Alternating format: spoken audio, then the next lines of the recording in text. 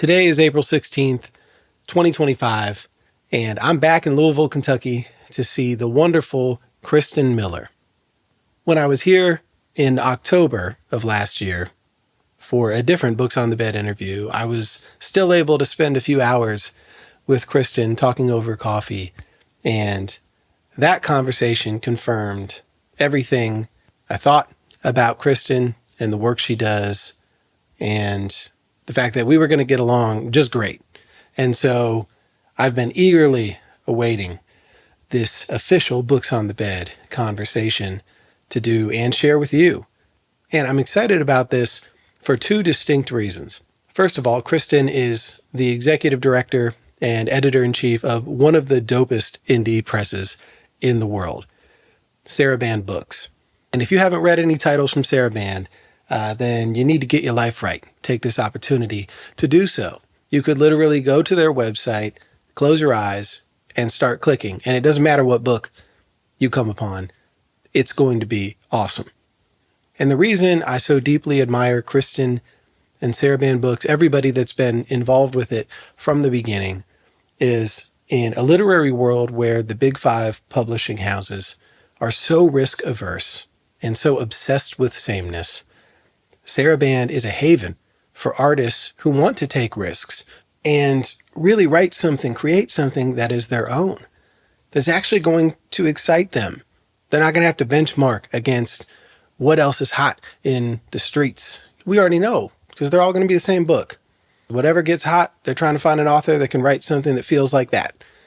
And that's just a really, really difficult hamster wheel to constantly run on if you're an artist. And so Saraband is this beautiful, risk-taking, form-bending place that is very small but very mighty. And Kristen is a huge, monumental part of that.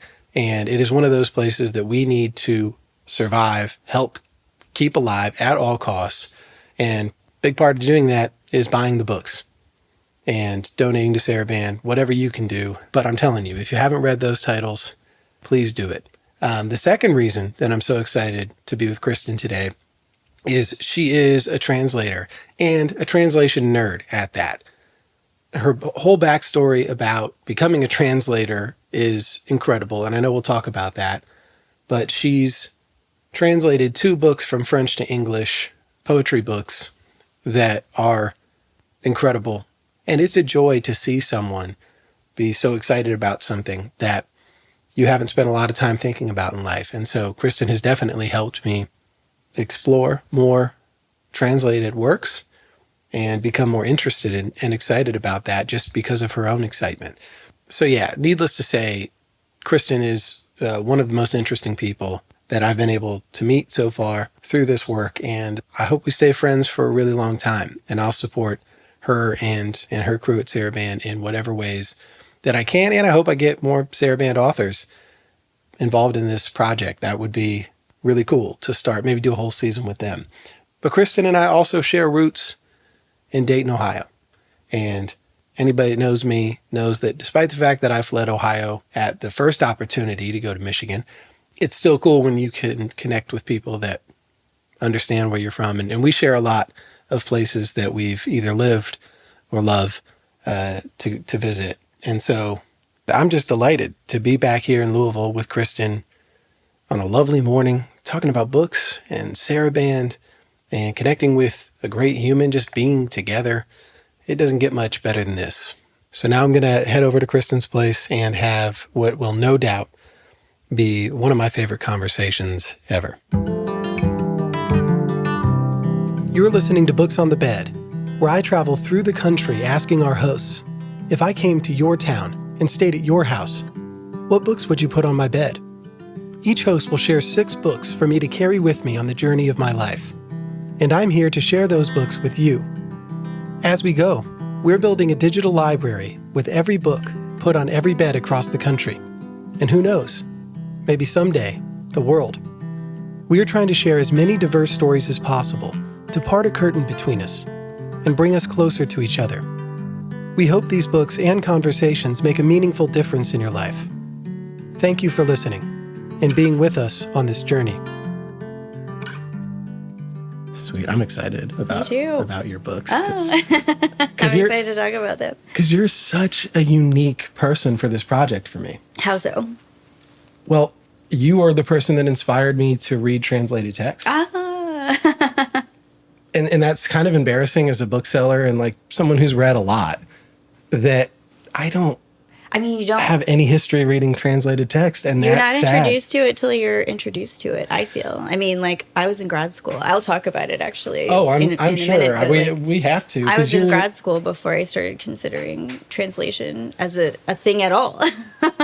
Yeah, so I think I've interviewed poets, I've interviewed novelists, but I haven't quite had someone with as unique of a background as you. And the translated text is the thing that got me most excited. So, and remind me, were you born in Dayton? Yeah. Yeah. Okay, I was wondering if I was misremembering that. Nope.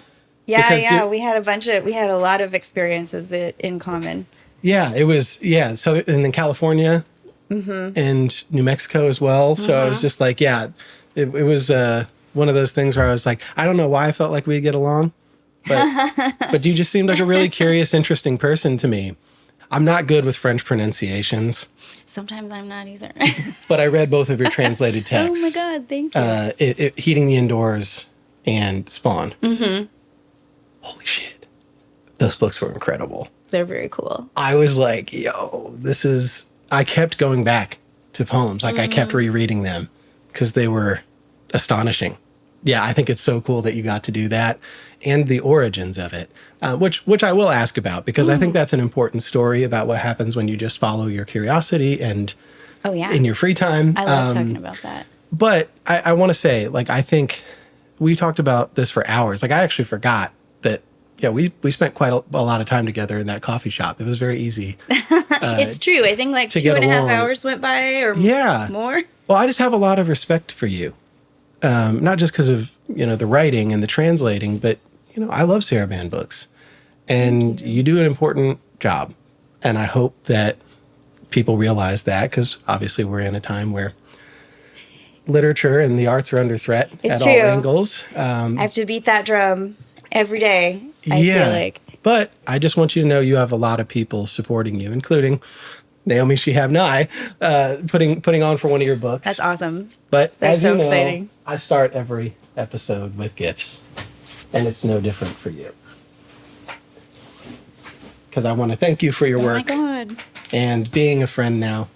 So there's a couple for you, and then one that is a children's book that also could be for you as well, because I think it's important. So we'll start with this one. Thank you. I should open this? Yeah. This is beautiful. And I always try to remember, like, poets read things other than poetry. So I don't want to always be so literal. And me giving you a translated text would be like teaching Michael Jordan how to shoot a jump shot. Absolutely not. So I was like, I'm not going to even try that. I just wanted to go with my gut. Have you heard of this book before? I haven't heard of it before. The Song Poet? Yeah. So a memoir. I knew nothing about Hmong culture until I moved to St. Paul and realized that there was a whole, Hmong community. Oh, wow. My sister lived in Laos for a number of years. She taught there. I didn't know that. Yes. Well, and this actually made me realize, like, what the secret war was that drove her father from Laos way back in the day. But this book, I thought the idea of a song poet would be something that you'd really love. Absolutely. Because it's another way of translating an experience. And like, honestly, I get emotional talking about this, because when I first heard about this book, she was describing that her father had come to Minnesota, right? And he was the song poet from when he was a child. But the reason he became a song poet is his family, his parents died really young. Mm-hmm. And he was all alone. He was an orphan. And he said, there wasn't anybody to say anything beautiful to me. Oh, God. I know. It wrecked me. And so then he said he started listening in on neighbors as he was walking around his home and remembering the beautiful things they said to each other. And that, like, he wanted to share that with his kids. And so when he moved to Minnesota, like, it was really hard. He was a blue collar worker. I think she uses the term polished poverty for his children. But this memoir is just really touching. And that destroyed me when she said that, because she turned this into an opera program wow. in Minnesota too. Yeah, she's incredible. You should look her up. Multi-hyphenate. Well, thank you so much. I can't wait to, you can see I'm already trying to start reading it right now. I can't wait to read it. Thank you. This is so thoughtful. So I hope you enjoy. It's lovely. Thank you. And that's someone that I'm angling to do this with when I eventually go back to Minnesota. I already have another person that I'm going to do it with in Minneapolis. So I'm like, okay, maybe I can. What a conversation that would be. Yeah. So yeah, Kaukalia Yang, the song poet. Thank you. Now this one is because of your interest in writing plays.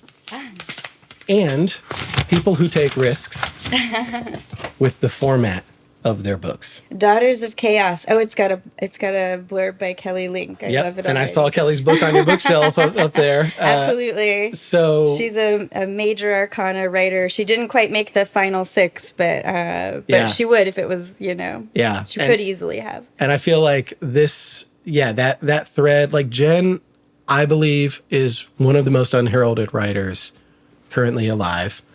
It's not even just, so Daughters of Chaos is about, is it Lysistrata? Yeah. So it's based on that and the history of public women, otherwise known as prostitutes in Nashville. During the Civil War, they were trying to banish them. And so then there's this like female spy ring. So that happens. And it's just an incredible story. And Jen, I think, took a risk in writing it the way that she did. And that doesn't always rewarded, but I love Jen Fox so much. If I had $1 million, I would give her, a ton of it just so that she could write books. Absolutely. I think you'll my really goodness. love that. Thank you so much. And I see she's a Calvino Prize finalist. That prize is here at U of L, and they always discover such great people. Oh my gosh, I can't wait to read this. This sounds incredible. Yeah. And if you like that, her short story collection, Tales the Devil Told Me, is one of the best I've ever read. I actually think I have that in my TBR stack, which is really more of like a whole wall. Yeah, I'm sure that's how it is with those of us that have so many books, so little time. But I hope you enjoy this. Thank you. I can't say enough good things about Jen. I'm going to be visiting her in June probably for this as well. Oh, fantastic. Well, I can't wait to listen to that one. Yeah. Oh my gosh, very cool. And so here's the only one that's translation adjacent. Okay. Even though it's a children's book, because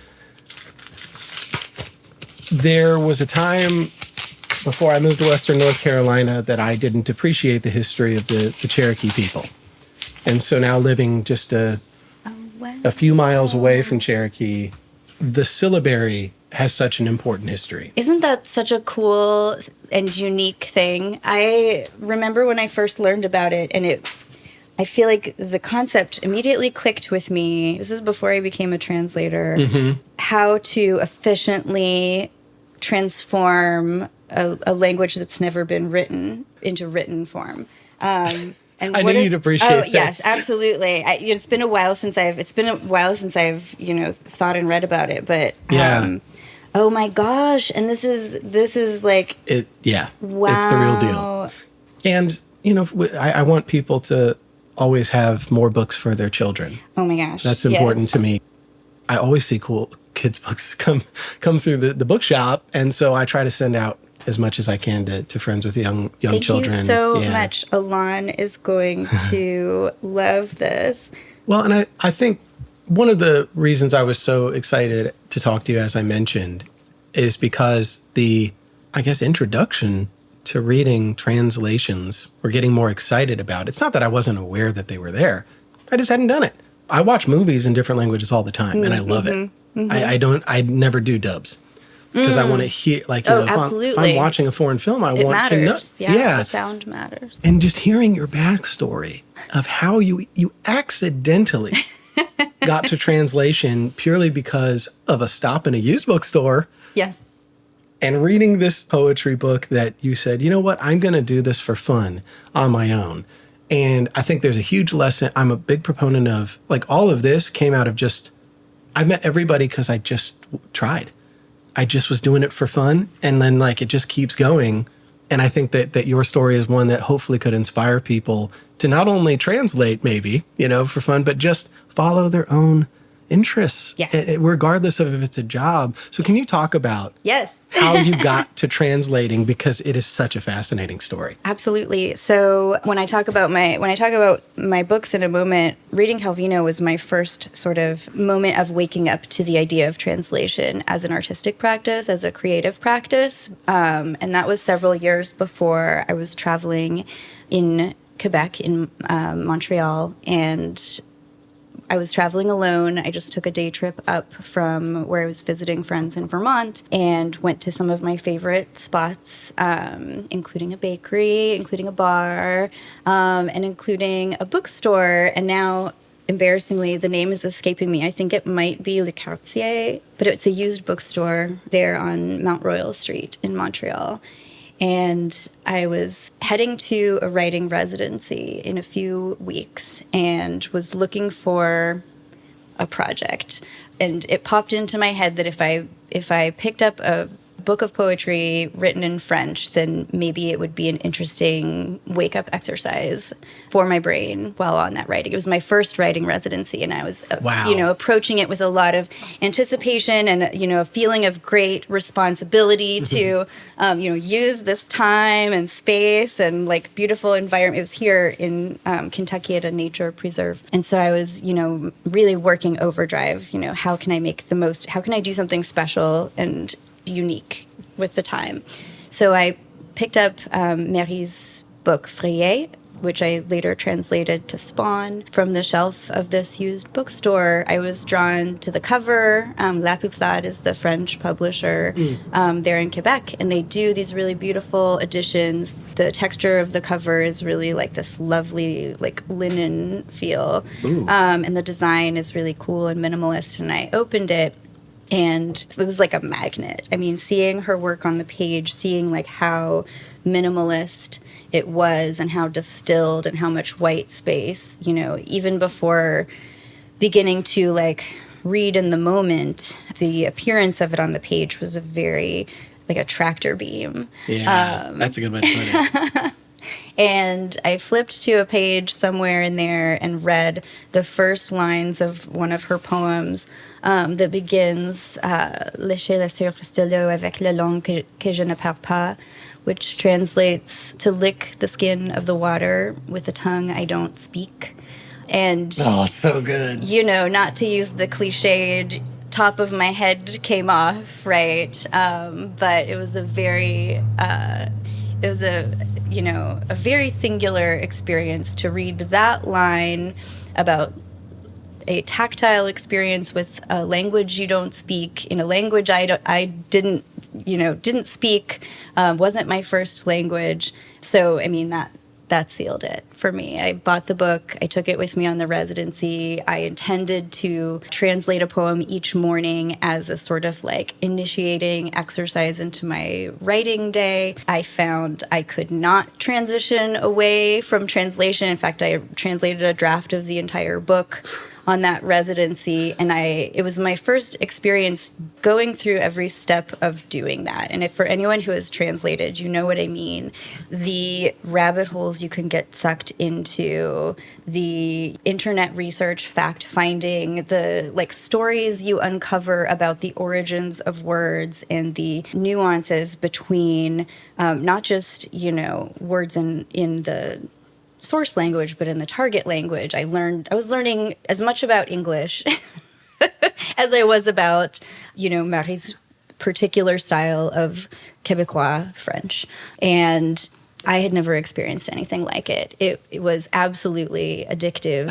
It was absolutely life-changing. It changed how I wrote. It changed how I read. And that's all without even mentioning, her ideas and themes and obsessions and choices, which are, so singular to her and so interesting and just sort of endlessly unfolding layers of meaning that you would not expect to find in a poem of just 3 to 7 lines. She does a lot of work with very few words. Yes. And I think that's what was staggering about it. I mean, I can't imagine how exciting that was for you. But it's such a personal excitement. Yes. Of course you want to share it with people, but they're probably going to be like, all right, fine. Because they don't get it if they don't understand what you're experiencing. And it reminded me of the the speech you gave at a church. Oh, yes. Was it 2023? It was a keynote speech. It was the Kentucky State Poetry Society. Yeah, it was the keynote. Mm-hmm. But this is where I feel like you were experiencing exactly what you said when you were trying to talk about how AI is not. Oh, yes. Where you said, we turn to poems to make a meaningful connection to another mind, a glimpse into the mind of another person, into real lived experiences, associations, and obsessions outside of our own. Yes. And that's where you landed. Absolutely. Is like you finally felt that, and translation gives it a whole nother level. Because you're right, we take for granted our own language. Yes.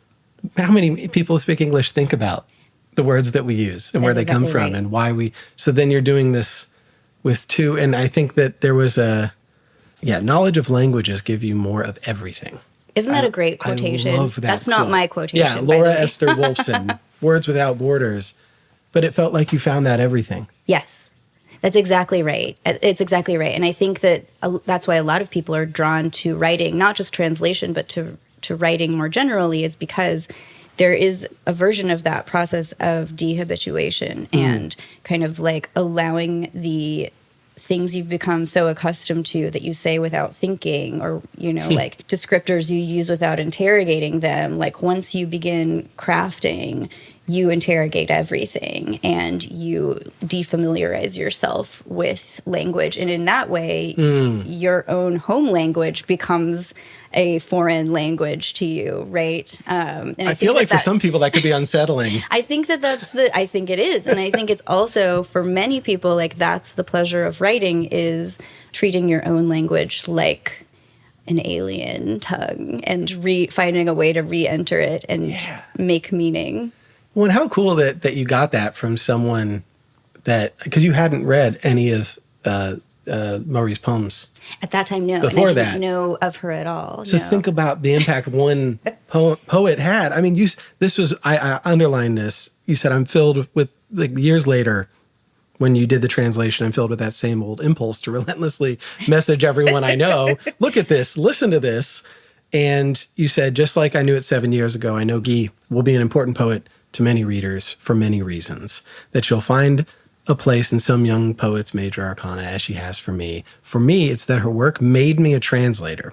That is, a person more closely attuned to the possibilities of language. In a way, for me, it makes her the poet. Mm-hmm. That's special. That's special to find that, and that you didn't know you would eventually translate her books and put them out. I mean, that's... Yeah. How did that even happen? Yes. I feel like a series of luck, just like discovering her in the first place. Thank you for finding and reading that, by the way. Oh, yeah. That's a huge I said moment. that so well. Yeah, you did. I know. Yes, the poet, right? I think we all have that person, that writer that becomes that for us, that they're part of the major arcana. And every other reading after that is filtered through the original. Yeah, so because I work in publishing, I had a slight leg up on the process to go through and what I needed to, fact find about before pursuing publication for my translations. At the time, originally I was doing it for pleasure. I was doing it for, the sort of creative and intellectual stimuli, and was not thinking of it as through a professionalizing lens. But I was working at Saraband by then, and we had published translations, and I knew from having worked on them like what the considerations were. And at the time, I was mostly just interested in seeing if journals would be interested in taking some of the poems. I thought they would. It seemed like the kind of work that editors would be excited about. And so I wanted to get permission from the publisher to send a few out for journal publication. So I reached out to La Peuplade, which is the French edition publisher. And Simon Philippe over at La Peuplade emailed back right away, and he's like, oh, actually... We have sold the English language rights for this book already. We've sold it to our friends over at Book Hug out of Toronto. Jay and Hazel are the publishers there. I will put you in touch with them if you'd like. So I was put in touch with Jay at Book Hug Press. And what it means when a publisher buys the English language rights is that they intend to publish an edition of the work in English. But they would be the ones to ask permission to publish an English language translation. Because even though it doesn't exist yet, they still own it, which is fascinating to think about. Yeah, that's so weird. Which is fascinating to think about. Jay, I was a complete unknown to him as they were to me. And when I approached him about translating, the very first thing he said is, just so you know, we're looking for a Canadian to translate this full book because it makes things more simple in terms of like awards and funding for the project to have a Canadian translator with a Canadian publisher. And I was like, that's fine, no problem. I'm interested in it just, in this minimal way. And he asked if I would send him like 15 or so translations to review, which I did. And he gave me permission to send those out for publication. I sent them out to a handful of places in May, June 2017, and within 15 days, all of them had been accepted. Wow. At various journals. Tupelo Quarterly took some, Kenyon Review took some, Guernica, I think, was the first to accept one. And at that point, I think the conversation with Jay started to look a little different, and ultimately they offered me the chance to translate the book, which I did, and which came out in the cursed month of March 2020.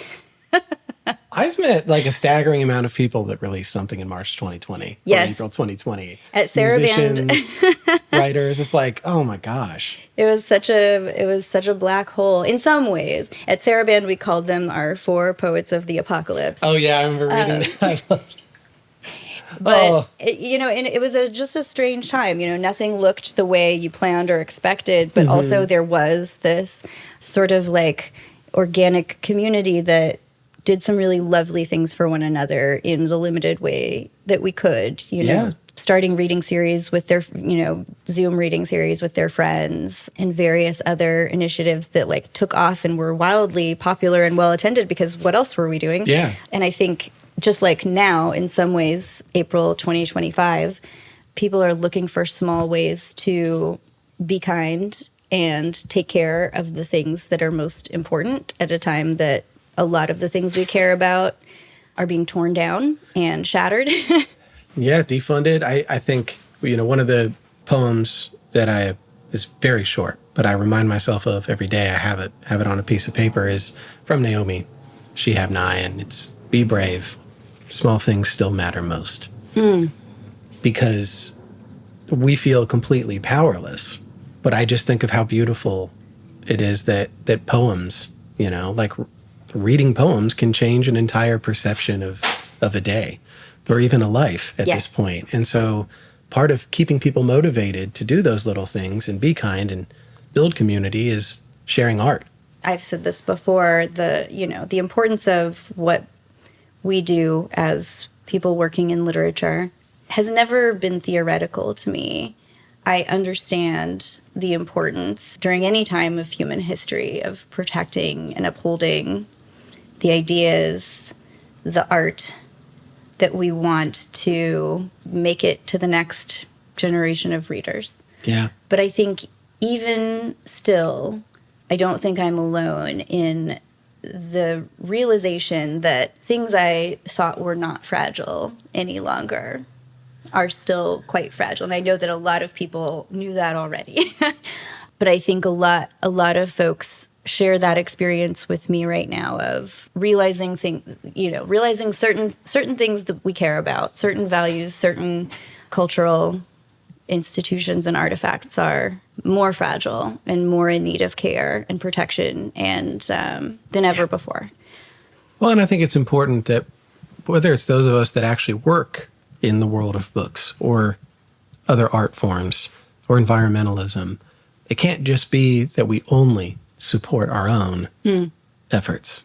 I think it's, like that's why I buy books from indie presses, because if you don't support them, they go away. That's right. And if people don't buy from City Lights, like I mean, I'm so thankful that we have folks in California and New York and like that regularly have us ship books to them instead of Amazon. That's huge. Yes. I mean, it is vital for us. It doesn't matter to Jeff Bezos, That's right. But that's why I just think sharing books is so important right now, more than selling books. I never look at it that way. Sure. Because it's a mutual exchange. The joy that you can bring to someone that finds a book that they've been dying to read.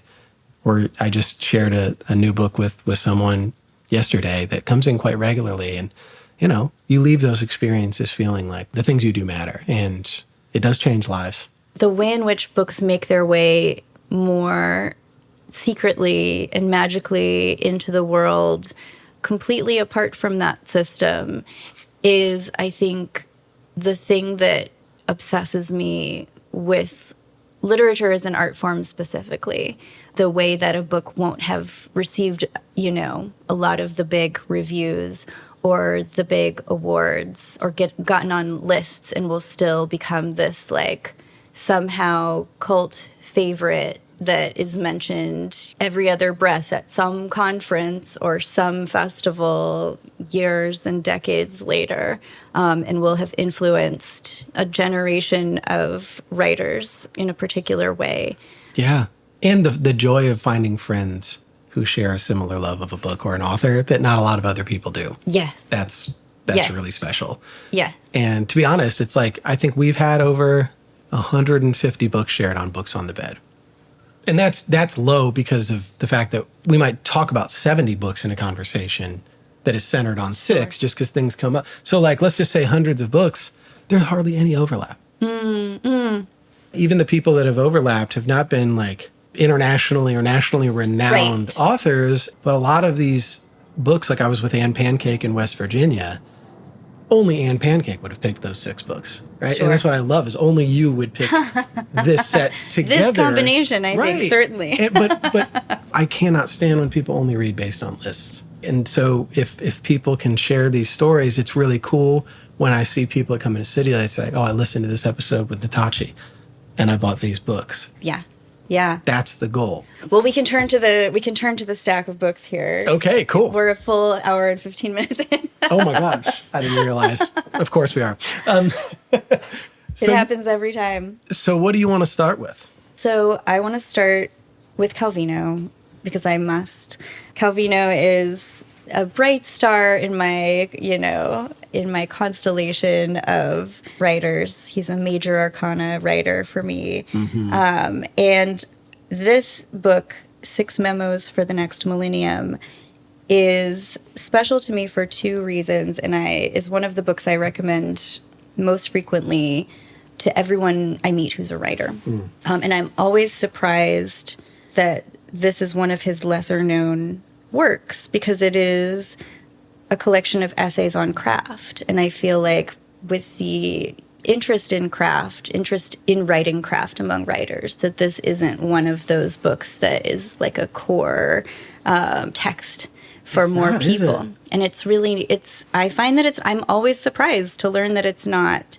But this book was written as a series of lectures. So the history of the book, it was published posthumously. Calvino was invited to Harvard to give a Norton lecture series in 1985. And he passed away in September, I believe, 1985, just before leaving to deliver the lectures. In fact, his wife found them printed on his desk, ready to be packed to head to the United States for the lecture series. And so he wrote these from January to September, essentially, these essays on craft, his 6 memos for the next millennium. It's 6 qualities of craft or qualities of literature that he values most highly in defense of them, essentially. And those qualities are lightness, quickness, exactitude, visibility, multiplicity, and consistency. And consistency was never written. He planned to write it in Cambridge. Oh, how sad. And so the title is 6 Memos. There are 5 essays. each one is a treasure, I feel. And, Calvino is known for his lyrical and fabulous, eccentric short form writing, very virtuosic. But he started, his first novel, Path to the Spider's Nest, is a very gritty, realist novel on the Italian conflict. And I've never heard of this. yes, and it was sort of modeled on the film style at the time, which is that very gritty, realistic, really valuing kind of the heaviness and the grittiness of realistic storytelling. And having written that novel, Path to the Spider's Nest, he transformed his own style into what we now know as Calvino's fabulous, lyrical, genre-bending, much more philosophical, whimsical style. And I would say that this series of essays really chronicles his transformation from a realistic novelist to the writer that we know Calvino to be. Interesting. It's a trove of literary references and influences. He's obviously incredibly well-read and drops in, anecdotes and passages and excerpts from dozens and dozens of other writers in defense of these qualities of literature. He's a very winning writer. He's very persuasive, and I feel that more people could stand to learn from these qualities. In writing, I reference him a lot when I'm editing. At Saraband, we're naturally drawn to very craft-forward writing and to very genre-fluid writing. And so he's a handy resource for me as an editor as well as a writer. Yeah. When did this book come into your possession? I took a class at the Breadloaf School of English in 2013. And the class was a Calvino survey. We read everything he wrote in a 6-week period. It was incredible. And we read them chronologically. So we started with Path to the Spider's Nest, and we ended with 6 memos, and we read everything in between. It was an absolutely indescribable, life-changing summer class. So I have this is my copy from 2013. It's got all of my school notes. That's so cool. In it, all of my aha moments.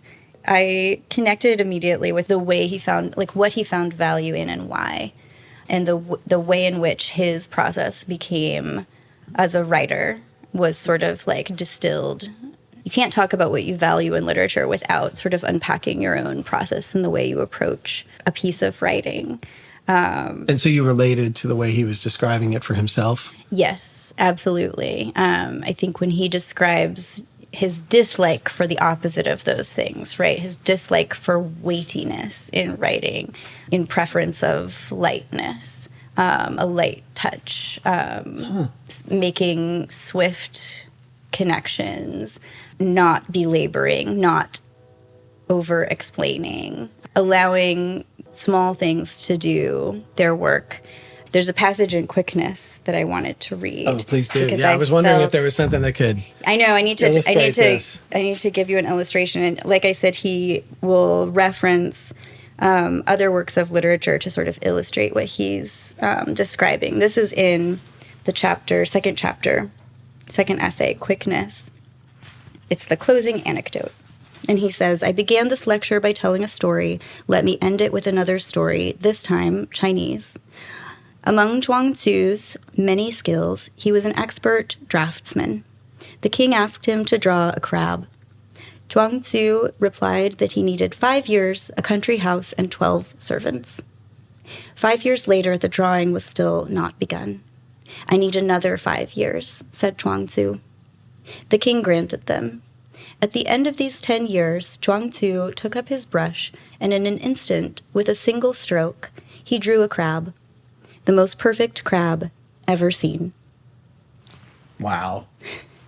That's a story to me about procrastination. But that also the things that seem effortless have a lot underneath them, perhaps acknowledged, perhaps unacknowledged, right? I think the things that feel effortless to us as writers sometimes a lot of work has gone into them that we don't even realize. And is it necessary that we realize that?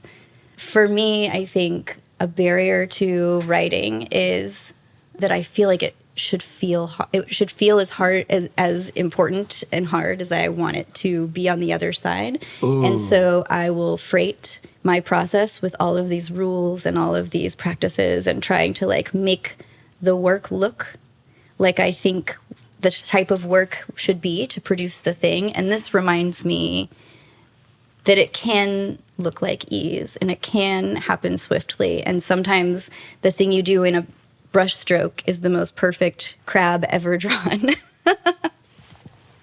Yeah, I didn't even realize that I relate to that. I hadn't thought about it, but one thing because I made 5 hip hop albums, and one of the most difficult things I struggled with that I suppose I didn't realize until now, because I hadn't even named it myself, is the disconnect between, the wanted, desired connection between the weight of my work and the reception of it. But that just gets in the way of doing good work, because it's like sometimes I realized, like, one time me and my producer made an album. I flew to Detroit 4 days. We're like, we have to make an album in 4 days. Stop thinking about it so much. Yes. And that's my best album by far. Yes. You know, because you just let it go.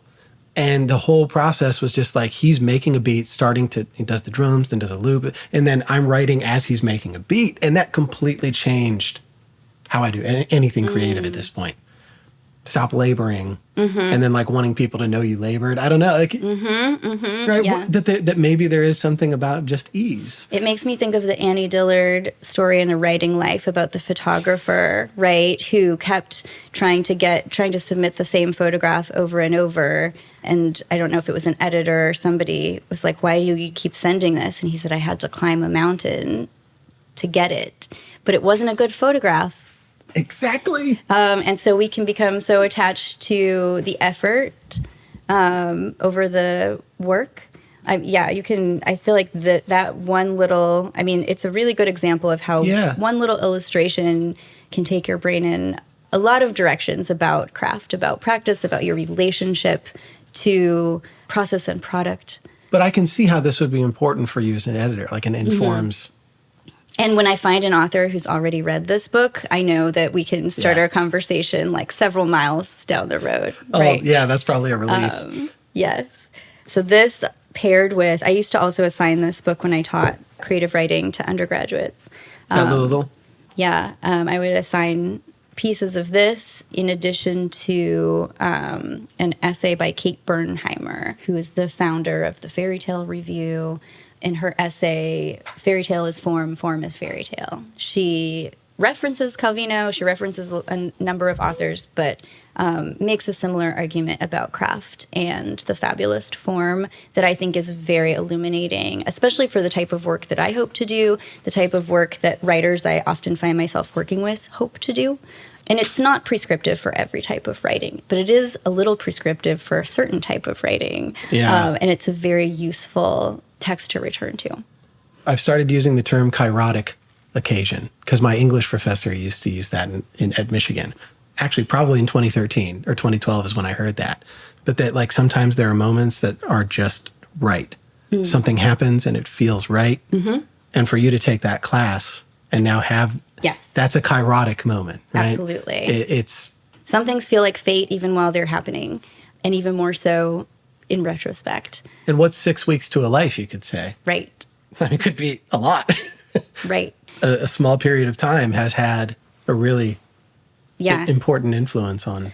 Well, and the other thing I wanted to say about this book before we move on is, you know, as a craft guide, it's so important to me, but also it was Calvino was one of my first introductions into translation. Yeah. And this is an interesting book, is being translated essentially concurrently with the writing because it had to be delivered in English as an address. And so it had already been translated, the 5 essays had, by the time Calvino passed away. But it was an essay written by another translator of Calvino's, William Weaver, that was my introduction to translation as a creative practice. He wrote an essay about being Calvino's translator and the exchanges that they would have, the arguments that they would have. Imagine the kind of mind that these translators needed to have in order to render Calvino first and foremost into a form that when we read it, it feels like we're reading an original.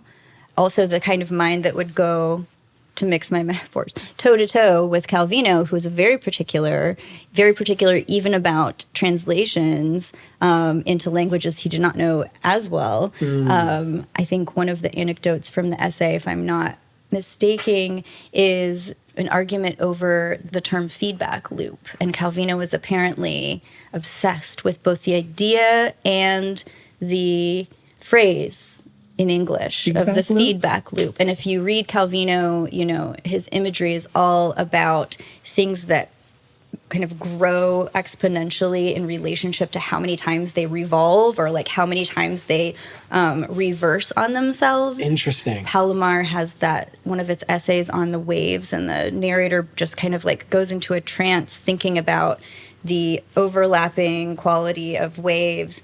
But I feel like a lot of his essays orbit, or a lot of his writing in general orbits this idea around things that turn into their own feedback loop and what happens when something is both acting and reversing itself all at once. So he was obsessed with the term, and the translator's argument was that feedback loop is a very ugly, like unbeautiful expression.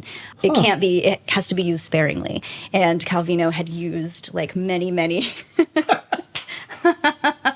I haven't read any translations that include the term feedback loop in reading Calvino in the translations I read, so it seems that the translator won the argument. See, what's funny is like, how would anybody even know that? That's right. Like, how would they know that's an argument? That's why oh my gosh. And there was a guy, so Thomas Raincrow has done like tons of translations, also French translation, but he recently did one of, it was a like 13th or 14th century poet that he had translated, and he did a reading a couple days ago at City Lights.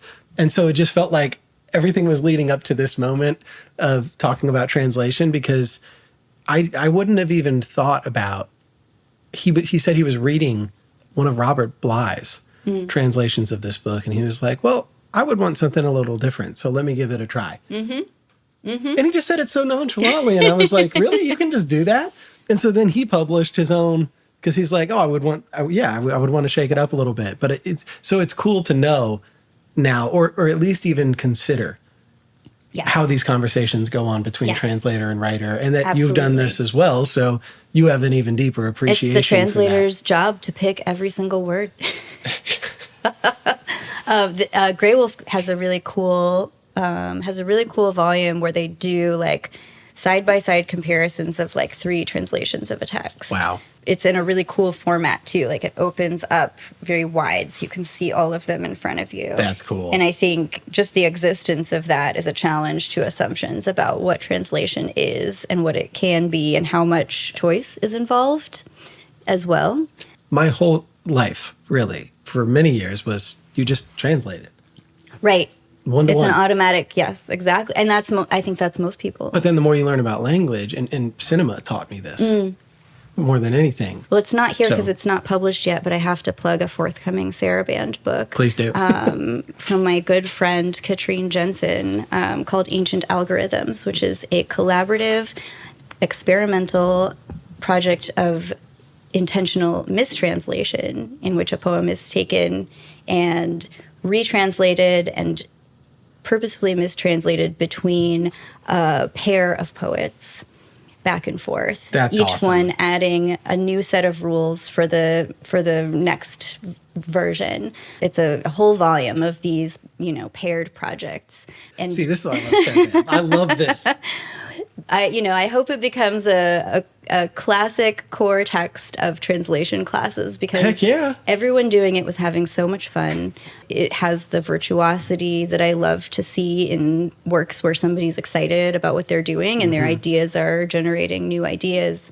And it also turns inside out our ideas about originality and creation and what a poem is, what a translation is.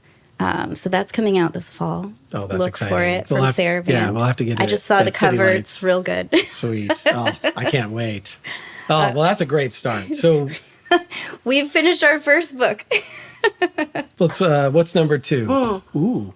I'm going to do my best to describe what this is, and you can cut it if it doesn't work. This is, okay, so Calvino was part of a writing group called ULIPO, which stood for Ouvroir de Littérature Potentielle, or the Workshop of Potential Literature. And it was, first of all, it was an all-male group, as many writers' groups were, but it was a group of writers who took very seriously their project of not taking themselves seriously. I can't describe it better than that. This was the most awesome. Whimsical, but like rigorously whimsical collective of writers possible. And some of the works that came out of it you are probably familiar with. There's the work that was translated into English as A Void, which was the novel famously written without using the letter E. It was also translated without using the letter E, in case you want your mind blown further. I believe that was Georges Perec, his novel.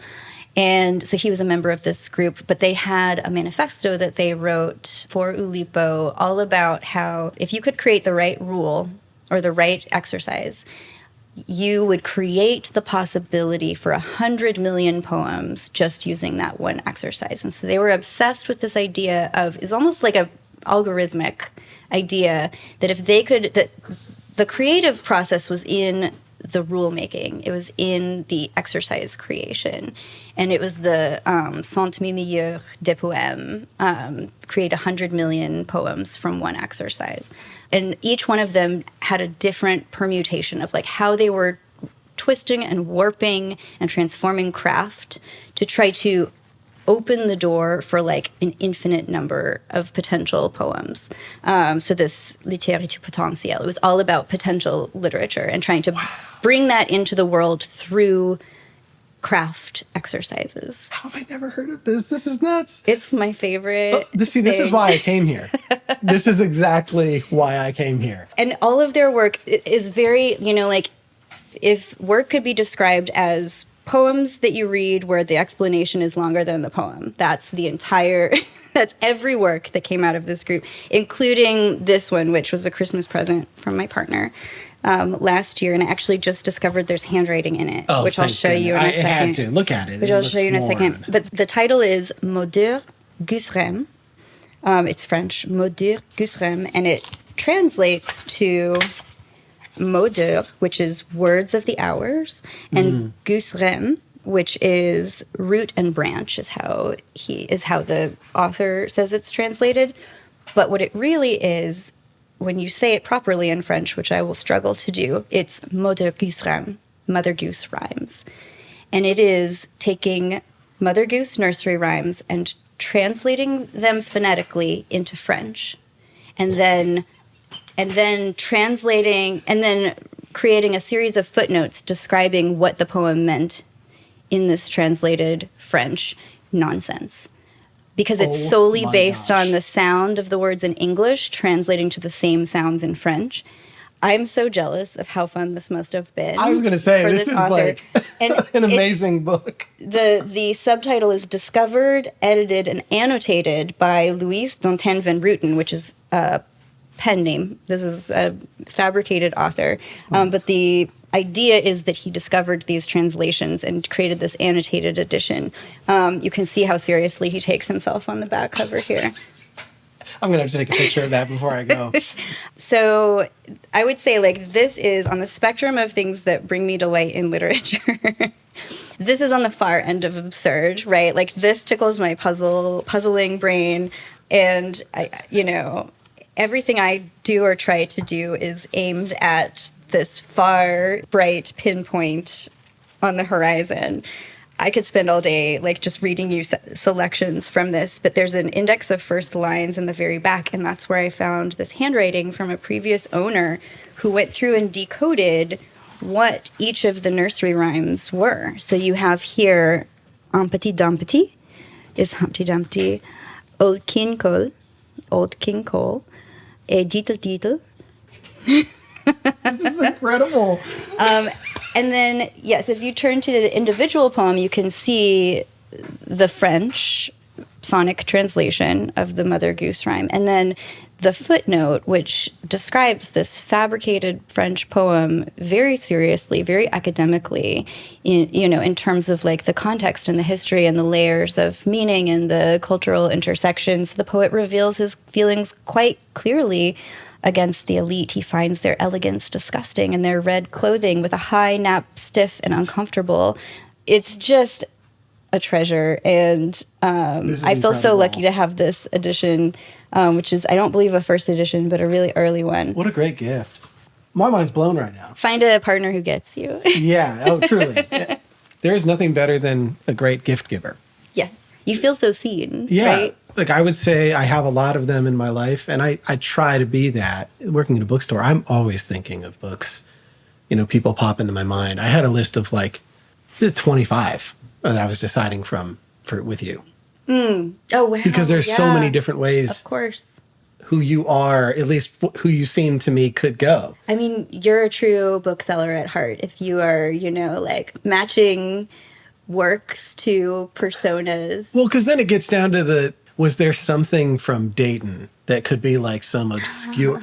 There's so many ways you can go. I know that this interview is not about you, but I've listened to a number of your interviews, and now I'm experiencing the full... and I just want to say, like, what a gift you are to writers, and the care and attention that you spend on the people that you interview and on their work, and like truly what a gift, and how lucky are we to have somebody who takes that kind of care. And of course, like I think an industry like literature is one of the lucky ones that's filled with people who take that kind of care, but encountering it on an individual basis is equally delighting each time. And so I wanted to say thank you. I'm glad. I mean, the way I look at it is I want to spend my time with people that I would want other people to be friends with. Like the way I look at it is introducing people to each other. Mm-hmm. And so whoever learns about you is going to have a gift in their life, because not only is it you, it's Saraband. Mm-hmm.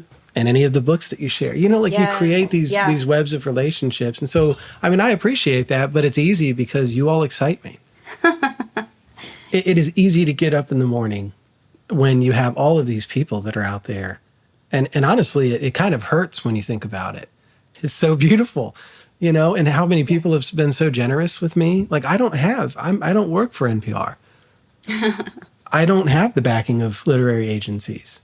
And yet, we're going to be up to close to 20 states by the end of this year that are supporting it. This sort of thing is relatively rare. When I think about opportunities that authors have to speak about their work, you give a reading. It's a permutation of the reading you've given many times. And I'm sorry, that is hard to get up for in the same way every time. Sure. I mean, and it's the same way that people don't want to admit that an NBA player gets bored by game 70. Sure. They're tired. Yeah. They're injured a little bit. They're playing a bad team on a Tuesday night on a non-televised game in front of 4,000 fans in Charlotte. That's right.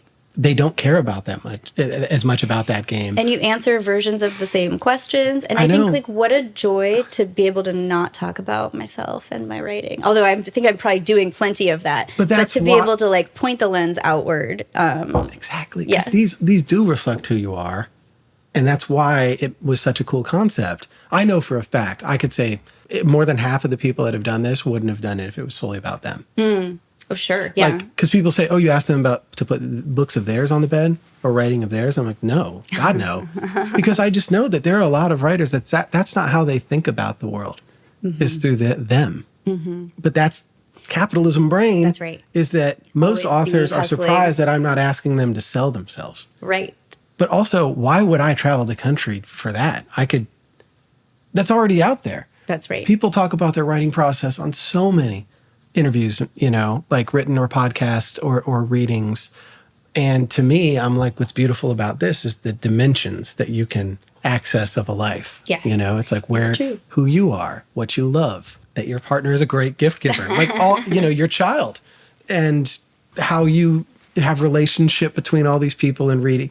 That's what it's about. And so I'm glad I appreciate those words. Absolutely. But it's because I just am delighted to know all of you. I've met so many friends through this that I don't take that for granted, ever. Sure. Because it's just so great. Well, you've clearly found the thing that's a fit for you. I feel the same way, even when things are really hard, and they are really hard right now. I know. My stupid brain still loves waking up each morning and working at Saraband. But yeah, I think that's it. You're perfect for what you do. Thank you. Because there are a lot of such a nice people thing to say. that would get... I know a lot of people that I kind of... when road meets the rubber, however you want to put it, they wouldn't feel that way, which means they don't really love it. And then I have to sit here and ask them, so then what's the point? If it gets hard and you just abandon it, is it really something you should spend this much of your time on? Doesn't mean every day is going to be a win or feel good. Yeah. But you can be proud of that. And sometimes it's caring about the bigger abstract things through the caring about things that are very mundane, right? Like that I get to launch poets and support literature by having an hour conversation with the people that audit the people that insure our 401k at Saraband. You know, like that is the worst, but it's also still a privilege, right? Like it's also still part of the work. And, you know, the boring stuff is a necessary part of it. And this is why, like, I mean, I'm doing all these returns for books from the Lit Fest, which is a slog. It's not fun. I'm sweaty all the time. But look what these books gave there were students showing up for Jose Olivares and Tita Ramirez that would not have showed up for a single other white author. And they were so excited. Like I was in between authors like that were signing at the end of their events. And to see that joy and connection that they felt with an author that was in Cullowhee. Cullowhee is an unincorporated municipality. It is just a university with like a Chili's and a Chick-fil-A. And, you know, so to have those authors come from all over the country and for students to find someone they relate to, that's... So how could you not do the little things, the mundane things with some level of pep in your step? Because it's like, it meant something. Yes. It might not feel like it when you're doing paperwork or anything. That's right. Ultimately, it does. So, yeah, at any rate, that's why I love it. And it's fun to talk about books. It can be serious, but it can be fun. And, like, look how silly that book is. It should be fun. Yes, exactly. It's all about those good feelings and creating this world of friendships. I love that. Well, let's go to number 3, which I have never heard of. Okay, so number 3, I'm excited to share it with you. You can see this is an old Penguin edition. It's not a first edition. This copy is from the 60s. It was first published in 1937. So this is Busman's Honeymoon by Dorothy Sayers. If you don't know Dorothy Sayers, she was a novelist, a playwright, a translator, and a critic. Most well known for being associated with Oxford, best known for her mystery novels, of which this is one. She was, likened to Agatha Christie. Her protagonist was compared to Sherlock Holmes, and you can see the continuity between some of those themes and characters. But there's a richness to her writing that comes from being an academic, a critic, a feminist. She has a wonderful satirical pair of essays that was originally delivered as a lecture entitled Are Women Human? As a way of positioning her version of feminism, which she did not claim to be a feminist, but I think it's clear where her values were, right? Sure. Yeah. It's not a label, but it's a life. And so it was a satirical lecture. I gotta read that. Saying that, we just simply can't accept that women are human.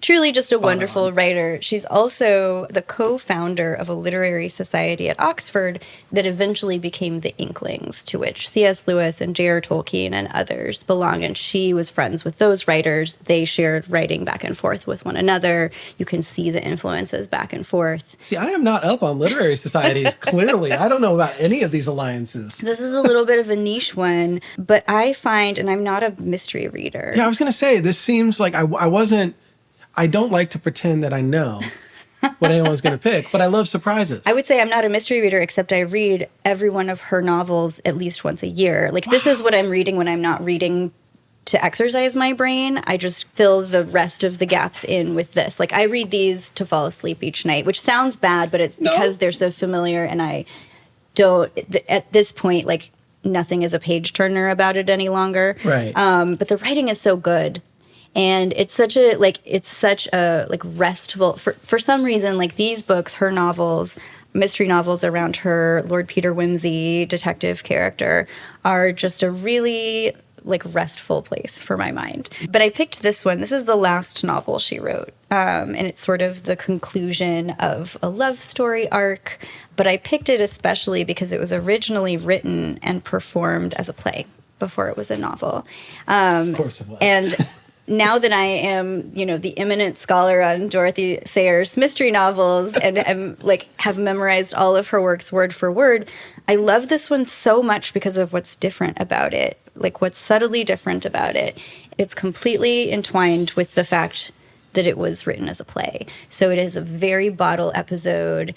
You can see everything happening on a stage. Like, you can see that there's a great deal more slapstick and, like, sonic and visual, like, humor built in, and that everything takes place in a very contained space, in a contained time frame. Like, the protagonist isn't jetting off to Europe, to the continent, or elsewhere. It's very contained in this one Tudor house in England, and the cast is very limited. It's very archetypal, and it's just so interesting to be familiar with her mystery writing, and then to get this, which is very much by her, by the author, but is so clearly crafted towards a different form. Yeah. And was then retrofitted into the novel form. See, I love that. Where at the end of all this, you're not expecting this to be the last one, and then it's like, oh, wow, how delightful. Mm-hmm. And I like contained stories. Mm-hmm. I like things that don't move anywhere. I brought this up earlier with the fact that I had so many words on a page, at least in the version that I had, but Delta Wedding by Welty blew me away because I did not realize I would be so interested in what happened in a couple of days in a Delta plantation home in Mississippi. Mm-hmm. I did not realize I could be that invested in a family and this little girl who, like, comes in on a train, and, like, all the drama just happened in such a short period of time in the same few rooms, or, like, in this little town that they would venture to. I'm like, oh, there's something about that.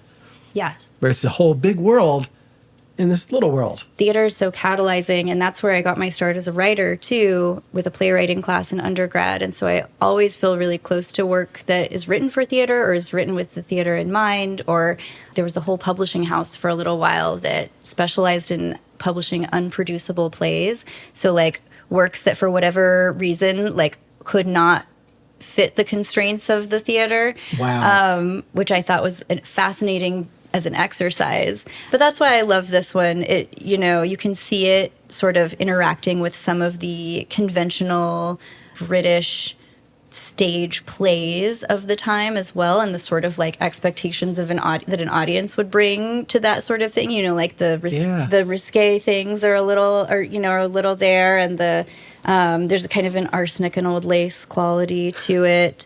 So Busman's Honeymoon. That's so cool. And all of her work is such a delight, and it is of its time. Caveat and trigger warning. Yeah. There's stuff in here that I wouldn't put my stamp of approval on. She represents language and bias, and I think in a critical way, but there are things on the page. Well, I think at Books on the Bed, we can appreciate books that were written a long time ago that might have some things that would be offensive. This happens quite a bit, actually, where it's like, oh, this is the 70s. This guy was kind of misogynistic. Don't know if it's the narrator or the author himself, but, like, hey. That's right. That's what it is. I mean, we can appreciate that. But I'm curious, when did you come to Dorothy first in your life? I read her books all out of order.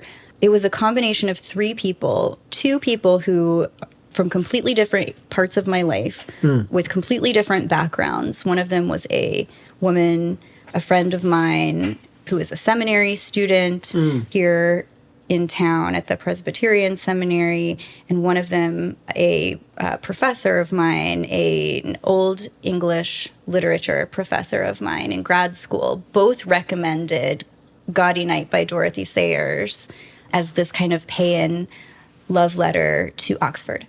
Wow. And they each loved it for different reasons, and they each presented it in different ways. But within the course of a couple of weeks, I got this recommendation for an author I'd never heard of for the same book from these two completely different people. And then a neighbor of ours worked at Half Price Books at the time, and they throw away so many books there. They throw away so many books. And so he found her complete works in the trash and gave them to me, which this is one of them. This is a rescue. This is a rescue, as well as my entire collection of her works. But it's the old Penguin. You can, these guys can't see it, but it's got the really floppy, soft pages that are all brown around the edges, and the really cool, like vintagey, deco-y that is a book cover. That's how it's supposed to look. I treasure it so much. But yeah, it was pulled from the trash for my edification. But yeah, I hope somebody will pick up a Sayers book because of this conversation, because she is a delight. All right, we moved through that one pretty quickly. I'm proud of us. Yes.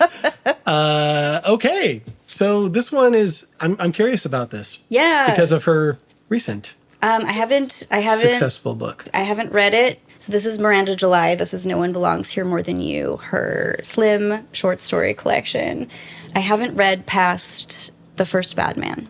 I think that was the most recent of hers that I've read. Okay. I read this book originally maybe 10 or 12 years ago. And I very deliberately selected this book because I wanted to talk a little about my feeling that as a reader moving throughout my reading life, I feel there were some books that knew I was neurodivergent before I did. Wow. And this is one of those books.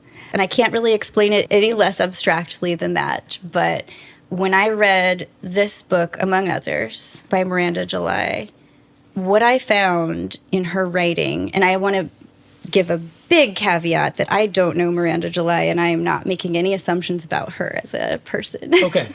As an author. Noted. What I encountered in her writing was a sensibility that was so objectively strange, but at the same time, completely recognizable to me, completely familiar.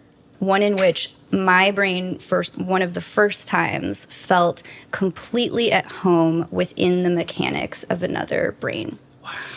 And at the time, the closest I got to what I now know, the closest I got was to say, like, oh, this is a book that represents autistic people.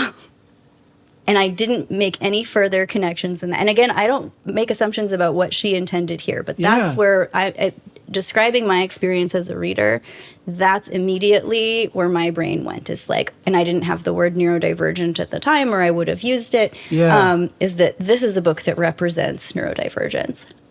And I don't know if it was meant to be that, but it was that for me. And at the time, I did not know I was autistic.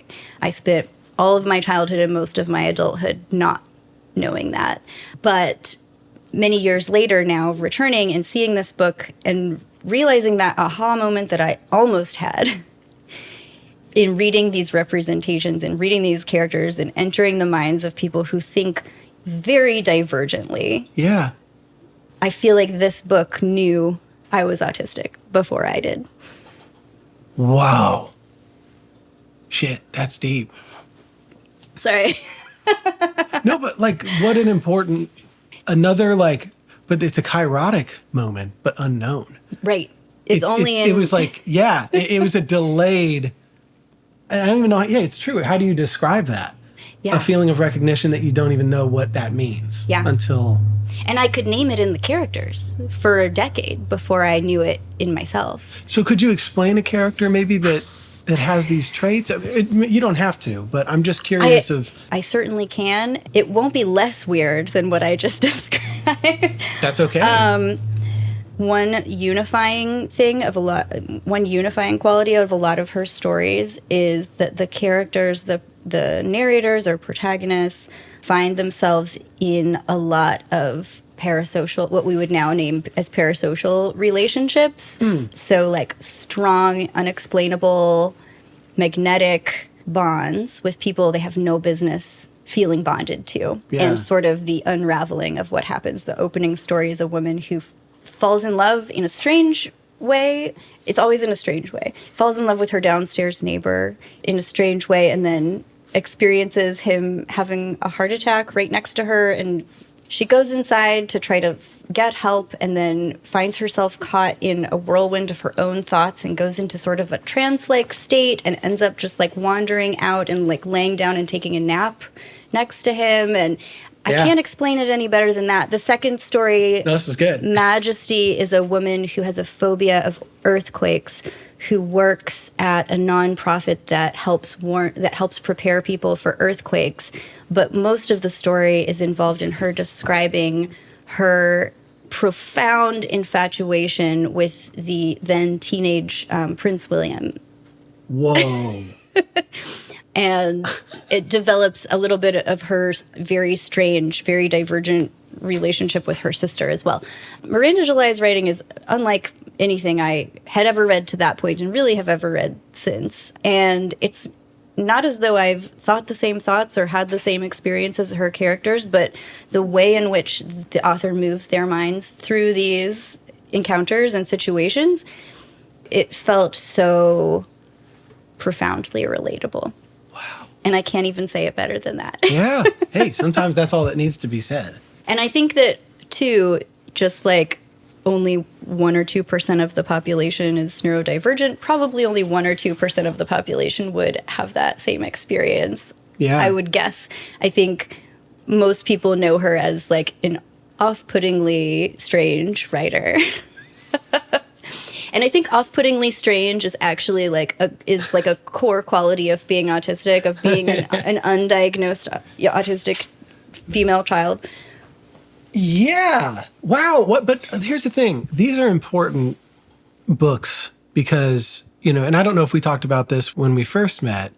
I was diagnosed with Tourette syndrome at 10, which is a bizarre condition. Sure. I mean, it is funny to have Tourette syndrome as much as it is painful and sad and lonely. Sure. That loneliness, when that recognition happens in another brain, even if it isn't someone with TS, Yes. it's exactly what you're describing. Yes. Jonathan Lethem wrote Motherless Brooklyn, which Edward Norton turned into a movie. Neither of them had Tourette syndrome. But there is something to someone writing in a way that you think, or having characters that have thoughts that you have that makes me feel less troubled. Yes. Or weird. Yes. Or that at least there's a lot of this weirdness to go around. And then even the way that people communicate, it's funny when an author I really love, how they make what seem to be tangential stories that makes complete sense to me. Yes. That folks it would turn people off because they're like, this doesn't make any sense. But to me, I'm like, how does it not make sense? It makes perfect sense. But there's such a comfort in that, is that, hey, maybe not everybody relates to how my brain goes. Maybe like when I talk to people, they'll shut down. But at the very least, I have these books that make it feel like, well, if I met this person, it would go pretty well. Absolutely. So yeah, I think many people have these books and that experience. And I really appreciate you sharing that. I mean, what a moment to have, but then reflect on years later of having. Truly. Wow. Yeah, truly. And I wouldn't have expected Miranda July right. to bring that, because I've never read her. Sure. So I didn't think about this coming up in the conversation. Wow. Well, and again, like, I don't know her at all, and I don't think that you have to be autistic or neurodivergent yourself to write those characters, to astutely and empathetically observe and write from within that perspective. And I don't know which of those things she did. I know also, like, I recently read Jennifer Egan's most recent book. It's the follow-up to Visit from the Goon Squad, and I forget the title. Remember.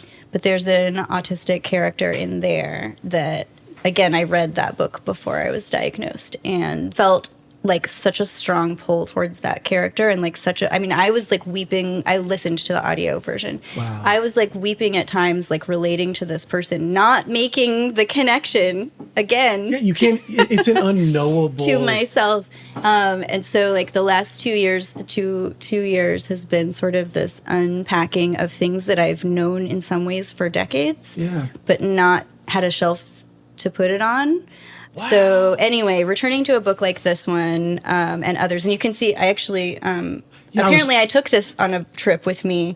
I think what happened was I was driving to my Airbnb in Vermont, and my phone was dying, and so I quickly wrote down all of the remaining directions. How funny that we were just talking about this in New York. Right. And being able to navigate without a phone. Yep. And I did not trust myself to do it. I was going there for the first time. But yeah, so that's apparently, this is incredible. Exit 101, follow signs for I-270, Wheeling. I got there. I made it. That is nuts. I did not notice that on the back when I picked it up. Yeah, because I was like, I wonder what's going on there. Wow, what a powerful Yeah, thanks thing to for share. giving me space to share it. Yeah, I feel like we're from a generation of kids that were not diagnosed or misdiagnosed a lot. For sure. At the time that I was diagnosed, the only medicine they treated me with for 20 years was like a very intense antipsychotic for schizophrenic people. There was no research, no cognitive behavioral therapy, but also just a lot of mad parents and teachers saying, quit faking your tics. Yeah. Or like, quit trying to get attention. Yes. And that is actually, ironically, now coming back around on TikTok. Because people are saying, are people like catching Tourette's? Right. Why is everyone... Which is like, that's not possible. But are people playing up tics to like get a persona on their social media profile? So there's a lot of this conversation. Yeah, the way in which the social media engine catalyzes and curses different facets of our culture and social life is truly something that we are not really capable, I think, at this stage of our evolution to grasp the ways in which it is wielding us. It's a bizarre thing to experience and not even know what it's doing. Yeah. So, but who's wielding whom? Right. But I think that people who are famous for having a disability is also something that I don't know how to handle. Mm-hmm. Like whether it's reality shows or TikTok. Mm-hmm. And then but here's where I just always struggle with this is there's so many people that are undiagnosed or then get diagnosed later. And now they're saying it's like a phenomenon of doctors just like diagnosing people wrongly with something later in life or whatever, in the same way that they think that people are developing Tourette syndrome by watching other people have it. And so now there's an overrepresentation, right? We could go down a whole rabbit hole with this, but yeah. Yes. What an experience. Yeah, very much relate. And I think, statistically speaking, we know that there are still hundreds and hundreds of thousands of women and non-binary individuals especially who were treated for anxiety or treated for a number of symptomatic pieces of their neurodivergent identity rather than receiving a proper diagnosis. And I was one of them for most of my life. I didn't have a single shelf to put all of my unexplainable characteristics and contradictory qualities and what I perceived as just unrelated character flaws. And in the end, learned that it's actually very standard presentation of autism. So, and I know it doesn't relate exactly to the books, but this is important because I'm like, when you finally get that shelf, how do you feel like that's changed your life? It was first and foremost such a relief. I think, everyone close to me, including me, was watching me very closely to see how this news would land. And all I felt was joy and relief. And I think the swiftness that clarity came in. You can't talk about it in terms that don't sound like a conversion experience or, in terms that don't feel too cliched. But the zooming into focus of so many things, the way that I was able to, shelve parts of myself and also recognize the tools I had been using without realizing and wield them intentionally and wield them to meet my goals better. Yeah. For me, and the difference between professional and self-diagnosis is something that I think is worth a lot of worthy debate.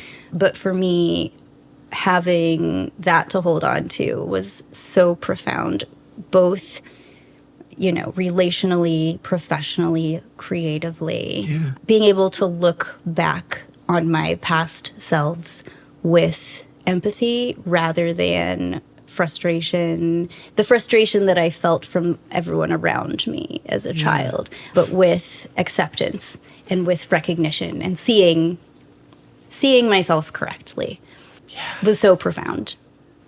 Yeah, the misaligned, like the confusion, that frustration, because you're like, now you can look back lovingly and say like, Yeah. they weren't right. Yeah. No, they didn't know. But yeah, and I love that also giving you the power to say like, hey, I'm using these tools more intentionally rather than just to survive and like.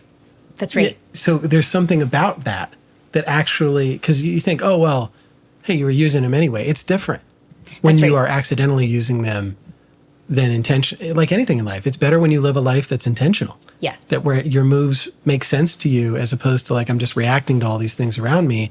That is a burden more than it is a helpful tool. And so also, how do you have a sense of self completely? Right. When you are experiencing something you can't necessarily name.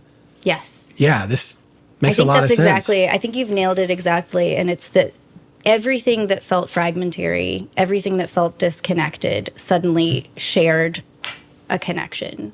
That I wasn't fragmentary, that I did make sense in a paradigm. There was a paradigm for me. There was a framework for me. And I think thinking about the different paradigms that people try to place on you, I mean, from as trivial as like, your horoscope or your Enneagram or your, I grew up evangelical, right? Like your spiritual gifts.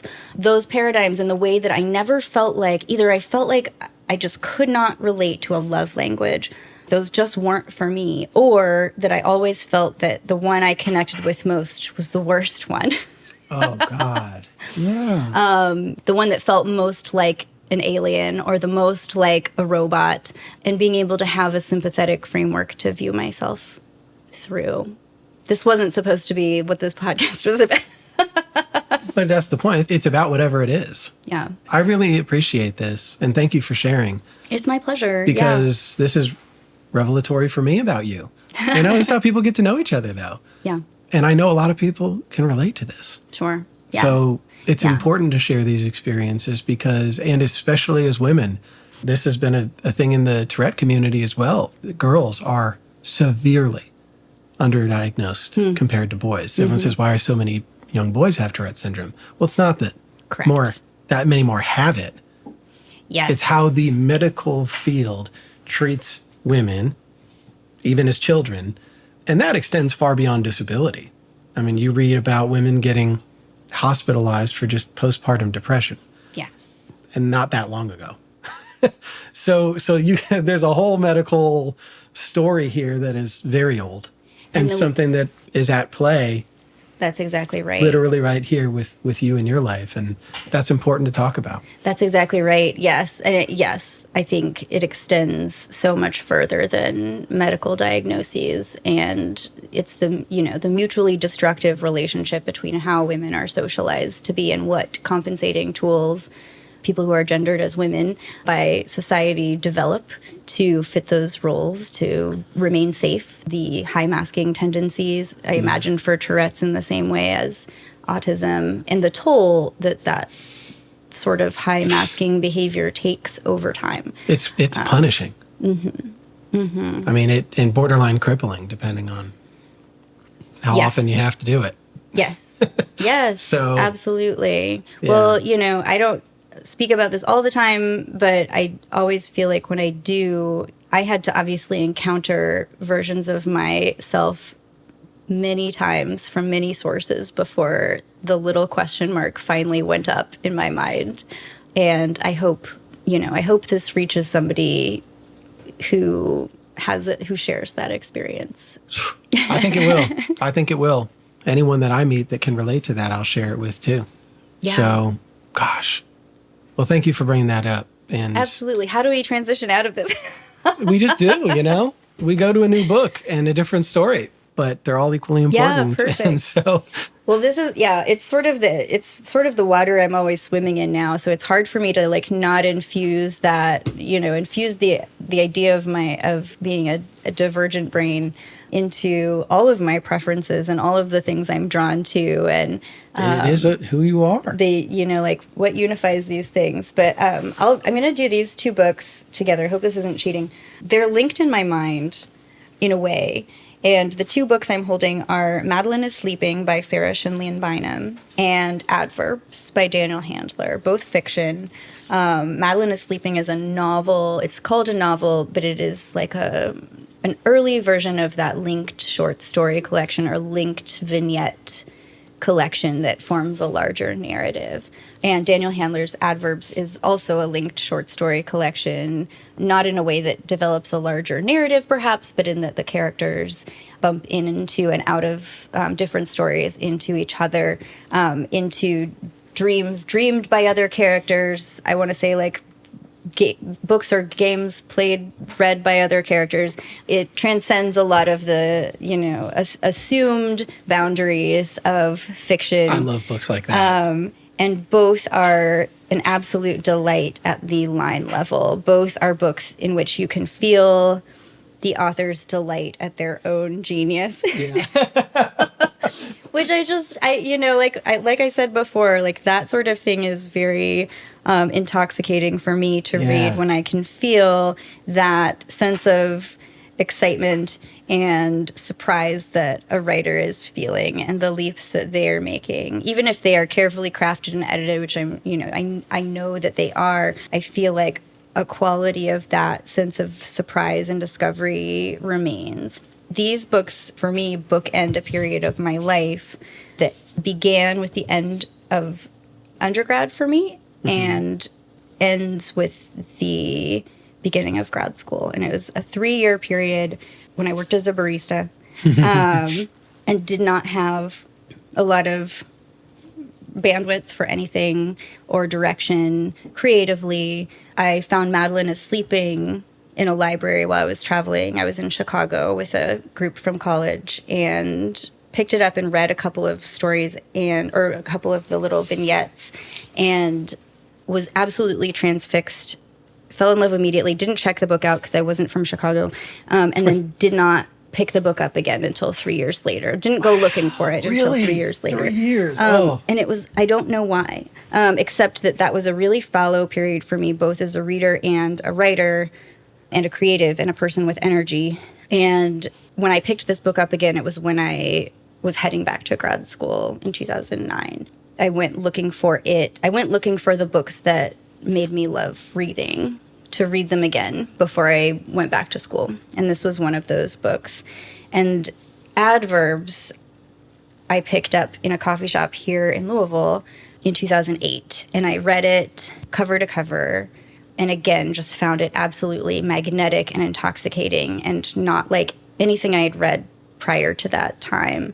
But this was the book, Adverbs, that made me apply to grad school for creative writing. Wow. And quit serving coffee and decide that I did, in fact, want to be around books and be around writers and writing again. So It's giving me chills. These two, I think there's so much delight in language. And I think, like you were describing, books that you're assigned in undergrad and in high school, the way that they're framed by teachers generally, unless you've got a really outstanding one, are for what they're teaching you. Either what they're teaching you about morality or society, or what they're teaching you about about a period in history. I never found that there was a lot of attention to what they're teaching you about writing and about language. I kind of had to find on my own that was something, in fact, people talked about and cared about. And I didn't do it in the classroom. I encountered that by encountering writers who so clearly cared about what you can do with language. And these were two of those for me, Daniel Handler and Sarah Shinlian Bynum. What important books. They are. We wouldn't be here.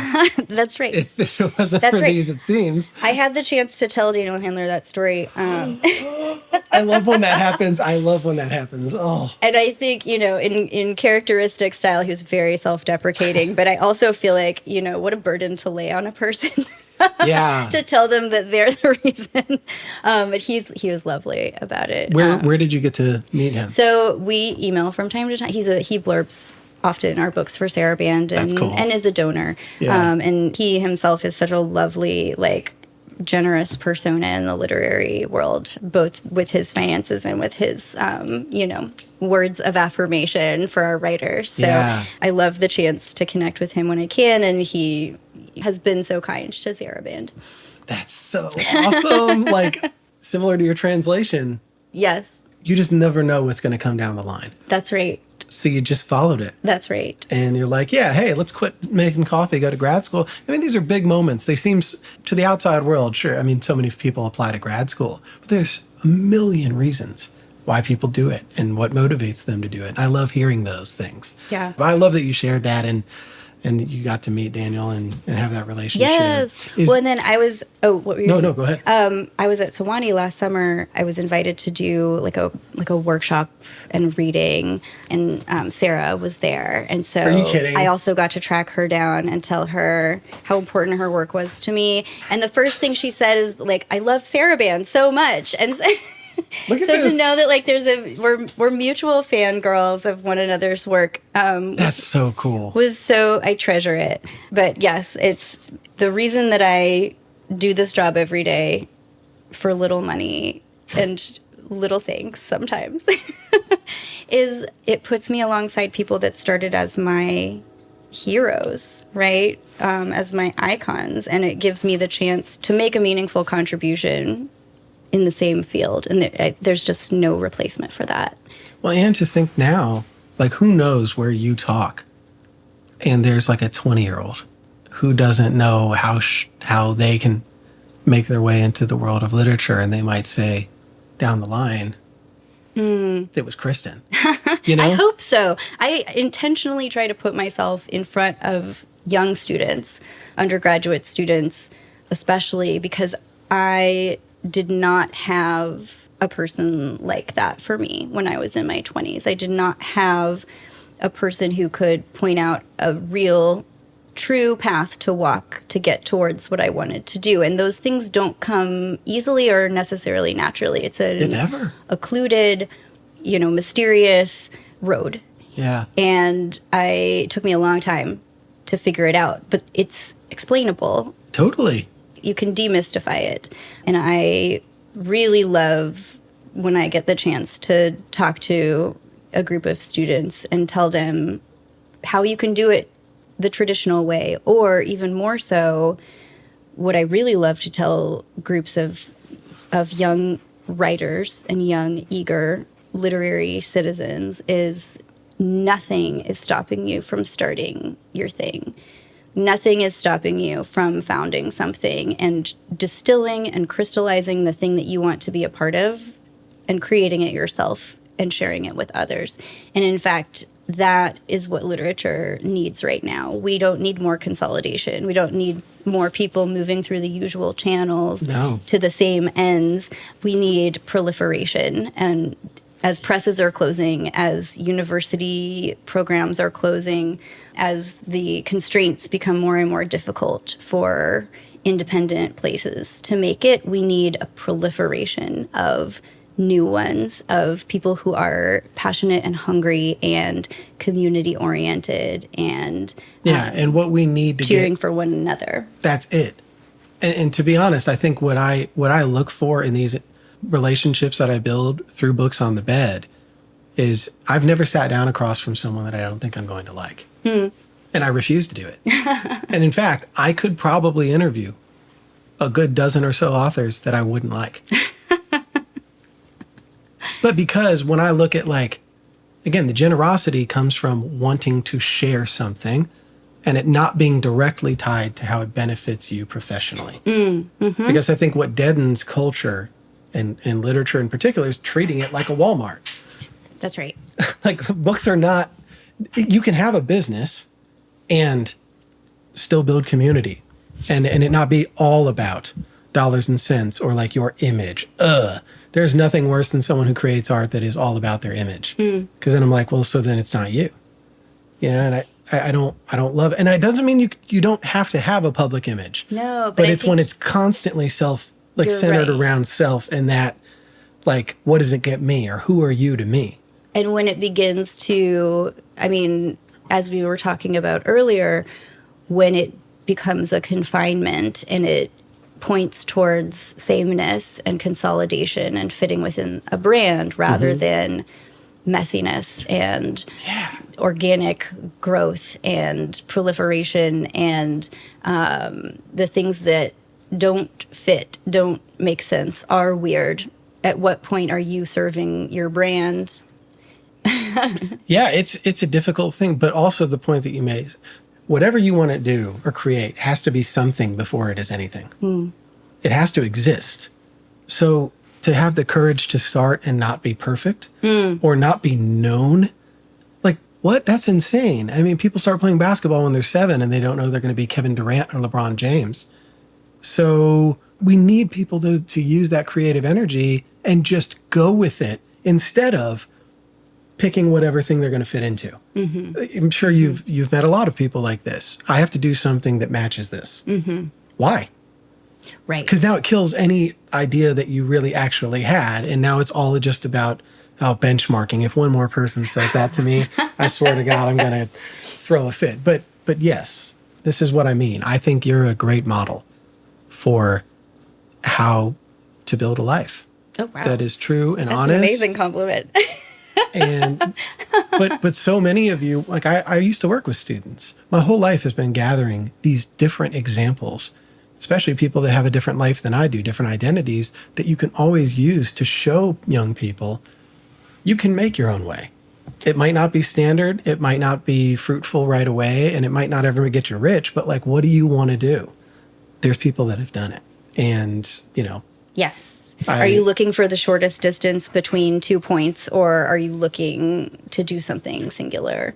I wanted to ask, because these were so important, and it's the delight of language.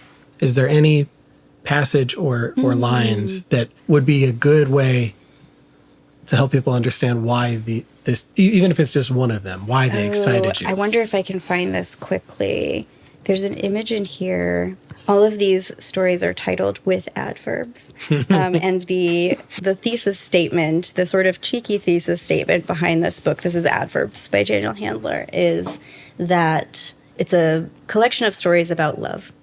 And the idea is that, the adage tells us not to use adverbs, that they weaken verbs, right? Yeah, that they make your language clunky. And his thesis is that love is pure adverb because it's all about the way in which things are done. And I think he states it outright in one of these stories, that it's the way in which things are done that make the love.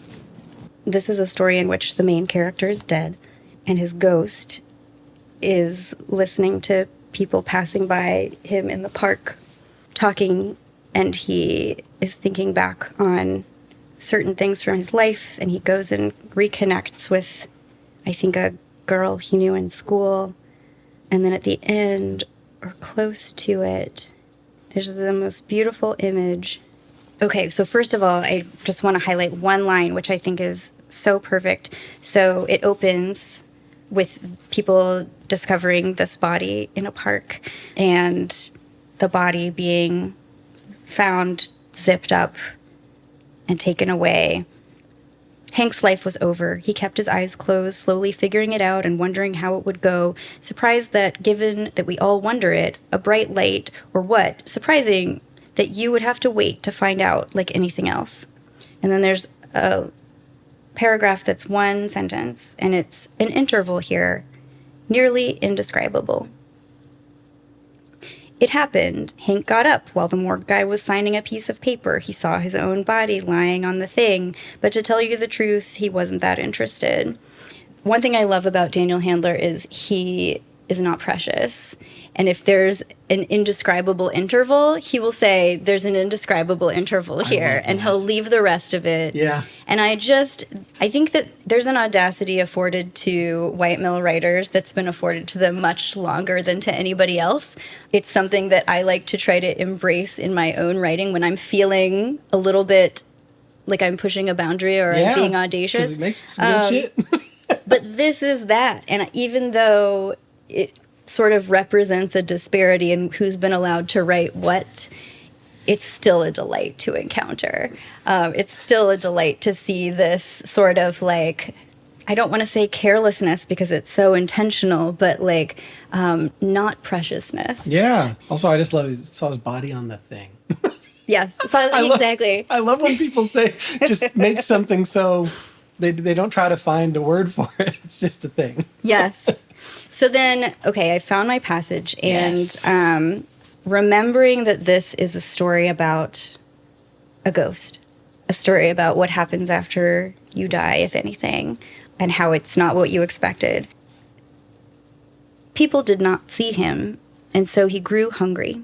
He did not need to eat, but who does not go into the place anyway sometimes and order a snack, something just for something to do, and because you are not a ghost? A girl at the counter stood and looked at the mouth of a honey bear. It was a clear plastic thing, shaped in the shape of a real bear, somewhat, with honey instead of blood and organs and bones. And I think in a story about a ghost, the image of a honey bear that's full of something that's not what's inside a bear usually is so profound and so casually placed here for us just in the introduction of another character. I am not the person who noticed and made this connection originally. That was my student Dave, who was in my first ever creative writing class that I taught at U of L. He was an outstandingly talented and generous person, and that class was really unique. 2 people who met in that class ended up getting married. And there were a lot of special bonds that came out of it that I feel very protective of, if not responsible for. But Dave was a really memorable student. He wrote some gorgeous work. And on the last day of class, I remember he was a very impulsive person, and he, in the last few minutes of class, like dived out of the room into the hallway and like grabbed somebody to come in and take a picture of the whole class all together. And he passed away really shortly after that class ended, unexpectedly. And I didn't learn about it for several years. But he is actually, we have a cemetery close behind our house here, and that is where he is. But this story and the image of this ghost as a honey bear is like permanently tied in my heart to him as this exceptional student and human. Wow. I didn't plan to tell that story. Thanks for asking me to read a section.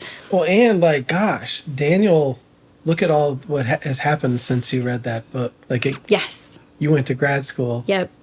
Then you taught students. Yep. Who then encountered this work. It's the whole point, right? I mean, one book Absolutely. can mean a lot to a lot of people. Absolutely. In different ways, and yet all connected. And wow, what are the odds, though, that he's buried so close? I know. And it's a book about a ghost. Yeah, I That's knew he kinda- was there for many years, and I actually just went and visited for the first time last summer, and found his headstone and had a chat. But yeah. How beautiful. Sad, but Yeah. like it's good to have memories through this book of someone from your class, Yes. that had clearly an impact on you. Yeah. Truly, and many others. He was very beloved as a writer and a person. That's so cool. Well, I have just one more thing, if it's all right. I know I combined those two. Yeah, please do. And I don't know if this is cheating, but the 6th book, if I'm counting these as one, that I would place on the bed is the December 19th and 26th copy of 2011 copy of The New Yorker. okay. For a single poem Yes, this is that's totally published. relevant. This is always relevant. That's published. So I garbled it. It's the December 19th and 26th issue of 2011 issue of The New Yorker. And it contains the most perfect poem ever written, which is Horse Piano by Anna MacDonald. And I will try to read it without crying. It is a poem that gets more important to me each year for new reasons. And I think I was very magnetized to it when I first read it because of its sense of humor and its kind of whimsical take and the gravity of it, I think, has become more and more profound to me. What it highlights for me is both the importance and the absurdity of what we do as artists and why we do what we do. So this is Horse Piano by Anna MacDonald. I don't believe she has a full-length collection, so I don't have a book to put on the stack for this. But also, Anna MacDonald, if you're listening, please, I would love to consider a manuscript from you for for Sarah Band. Get in touch. Gotta do a plug. Horse Piano. The idea is to get a horse, a Central Park workhorse. A horse who lives in a city over in the Hell's part of Hell's Kitchen in a big metal tent. You have to get one who is dying. Maybe you get his last day on the job, his owner, his tourists. You get his walk back home at the end of the day, some flies, some drool. You get his deathbed, maybe. And then, post-mortem, still warm, you get the vet, or else the butcher, to take his 3 best legs. And then you get the taxidermist to stuff them, heavy, with some alloy, steel, something. Next day, you go over to Christie's interior sale and buy a baby grand piano. Shabby condition, but Tony provenance. Let's say it graced the entry hall of some or other Vanderbilt's Gold Coast Classic 6, and you ask the welder you know to carefully replace the piano legs with the horse legs. And you put the horse piano somewhere like a lobby, and you hire a guy to play it on the hour so that everybody will know how much work it is to hold anything up in this world.